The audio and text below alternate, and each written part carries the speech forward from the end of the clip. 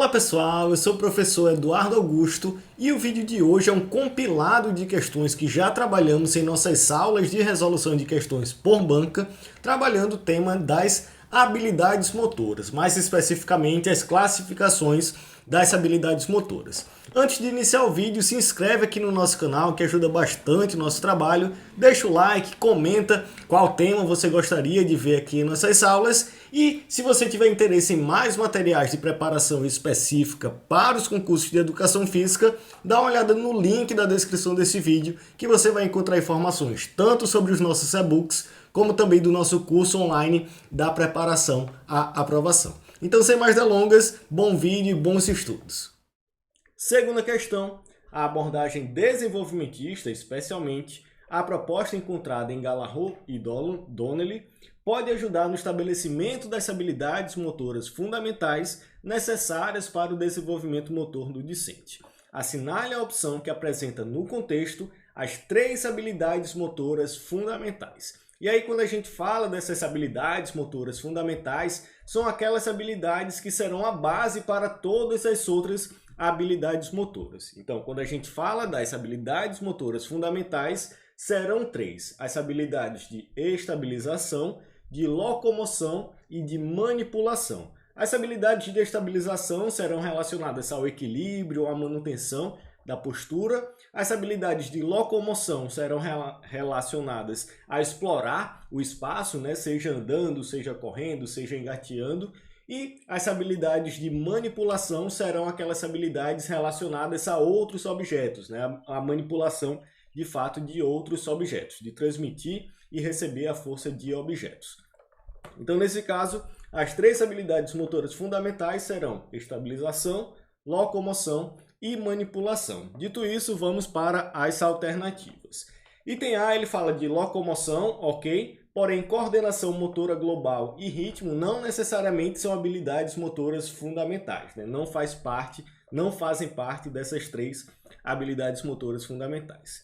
Item B, fala em equilíbrio, locomoção e manipulação. Perfeito, nesse caso a gente vai trocar apenas o equilíbrio pelas habilidades de estabilização, que acaba sendo, de forma geral, a mesma coisa, a habilidade ali de manter a postura, de se equilibrar. Então, item B já é o correto dessa segunda questão, a habilidade de equilíbrio ou de estabilização, locomoção e manipulação. Então, segunda questão, item B é o correto.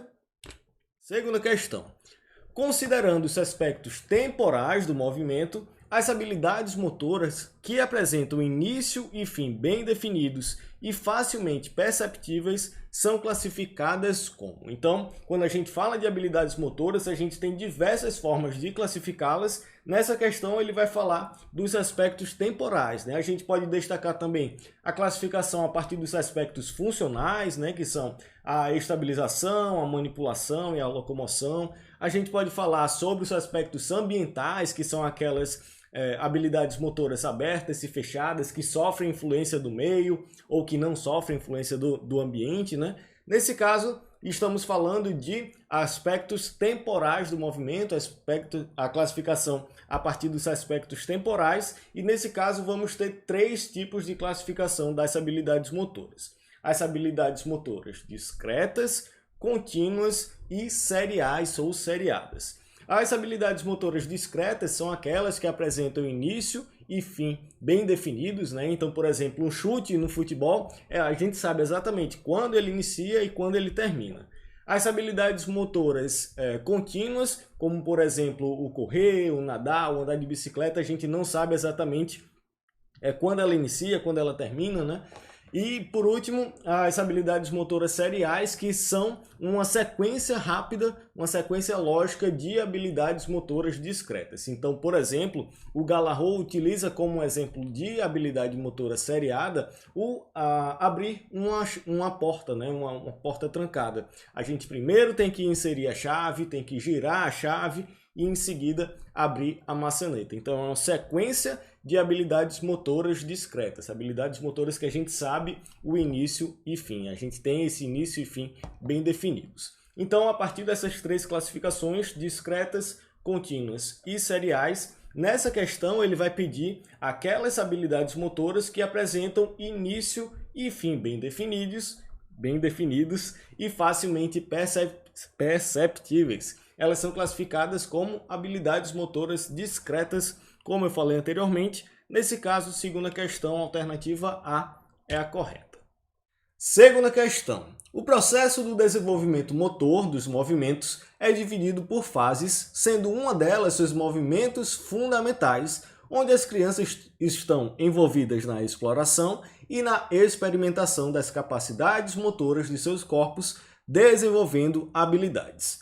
Sobre o contexto acima, assinale a alternativa que corresponde às habilidades de estabilidade. Então, relembrando aí, a gente tem a classificação das habilidades motoras quanto aos seus aspectos funcionais, são habilidades motoras de manipulação, estabilização e locomoção. A manipulação é justamente a manipulação de objetos, aplicar uma força e receber essa força de um objeto.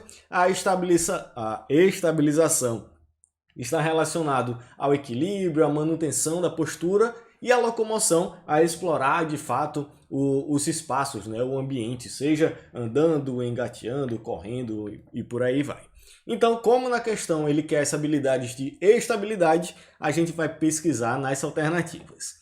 Alternativa A engloba a manutenção do controle corporal em movimentos que exigem o equilíbrio corporal, uma vez que existe uma ação agindo no centro de gravidade da criança. Perfeito, já corresponde às habilidades de estabilidade ou de estabilização. Item B engloba atividades de caminhar, correr, pular, escorregar e saltar obstáculos. Nesse caso, a gente nem precisa continuar a leitura desse item B, já que está relacionado às habilidades de locomoção. Item C engloba o relacionamento da criança com objetos, sendo caracterizada pela força que é aplicada neste objeto, tanto para recepção quanto para lançamento. Também faz, nesse caso, a alternativa faz referência a essas habilidades de manipulação, não de estabilização. Item D engloba os movimentos de arremessar, chutar, bater e rolar, também está relacionado a essas habilidades de manipulação. Então, segunda questão, as habilidades de estabilidade ou estabilização estão presentes no item A, na alternativa A. No contexto da aprendizagem, conceituamos a habilidade motora como uma atividade ou tarefa que tem uma finalidade específica ou um objetivo a ser atingido. Neste sentido, estabeleça a correlação entre o tipo de habilidade indicado na primeira coluna e sua caracterização descrita na segunda. Sobre os tipos de habilidades, preencha a segunda coluna de acordo com a primeira. Então, quando a gente fala de desenvolvimento e aprendizagem motora, um dos tópicos mais importantes é essa classificação das habilidades motoras. Então, temos classificações de acordo com aspectos temporais, de previsibilidade, do ambiente. E é importante a gente saber justamente essas classificações, principalmente para a banca CPCOM, que trabalha muito com desenvolvimento e aprendizagem motora. Mas vamos lá. Na primeira coluna nós temos habilidade discreta, seriada, contínua, aberta e fechada. Vamos ver os itens. Habilidade motora que envolve os momentos repetitivos. Nós teríamos três possibilidades, já que está relacionada a um fator temporal. Seria ou habilidade discreta, ou seriada, ou contínua. Então, como ele vai envolver movimentos repetitivos, é uma habilidade contínua, já que é justamente pensando em movimentos contínuos que a gente não consegue identificar o início e o fim dessa habilidade. Envolve um ambiente estável. Segunda, vai trabalhar com a habilidade aberta ou fechada, de acordo com a previsibilidade do ambiente. Se é um ambiente estável, está relacionado a uma habilidade fechada. Se fosse uma habilidade aberta, é um ambiente imprevisível, como, por exemplo, um jogo de um esporte coletivo, futsal, por exemplo. A gente não tem pleno controle sobre o ambiente. A qualquer momento o adversário pode chegar, enquanto que na habilidade fechada é mais voltado para o golfe, por exemplo, que a gente tem todo o ambiente controlado. No momento da minha tacada, eu sei a posição do vento, a direção do vento, a velocidade, está tudo controlado ali, é um ambiente estável. Então, envolve os movimentos repetitivos, habilidade contínua, envolve um ambiente estável, habilidade fechada. Já temos 3 e 5.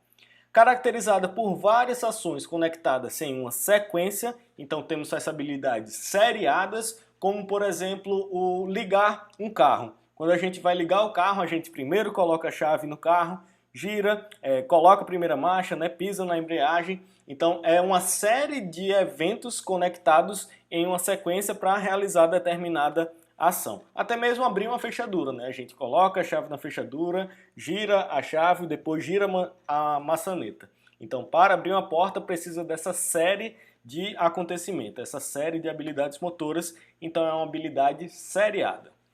A habilidade motora que tem início e fim bem definidos é a habilidade discreta. A gente sabe exatamente onde ela começa e onde ela termina, como por exemplo um chute, uma cortada no vôlei.